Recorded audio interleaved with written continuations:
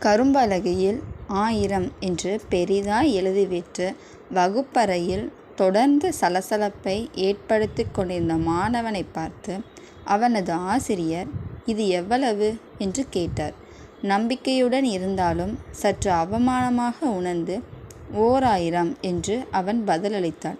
இப்போது ஆசிரியர் கூடுதலாக ஒரு சுழியை அந்த எண்ணின் வலப்பக்கம் எழுதி இணைத்துவிட்டு, "இப்போ இது எவ்வளவு சொல்?" என்று அவனிடம் மீண்டும் கேட்டார். 10,000 என்று உடனடியாக பதில் வந்தது. உடனே அந்த ஆசிரியர் இன்னொரு சுழியை அந்த எண்ணின் இடப்பக்கம் எழுதிவிட்டு, "தம்பி, இது எவ்வளவாம்?" என்று கேட்டார். அதே 10,000 என்று உடனே பதில் கூறினான். ஆசிரியர் மெல்ல அவனை பார்த்து கண் சிமிட்டி புன்னகைத்து கொண்டே, "தம்பி, பார்த்தாயா? ஒரு முக்கியத்துவமற்ற எண் ஒரு முக்கியம் வாய்ந்த எண்ணை பின்தொடர்ந்து செல்லும்போது அதன் மதிப்பு உயர்கிறது. அதே எண் அந்த முக்கியத்துவம் வாய்ந்த எண்ணிற்கு முன்னால் செல்ல முயற்சிக்கும்போது அதற்கு மதிப்பு ஒன்றும் இல்லாமல் போகிறது.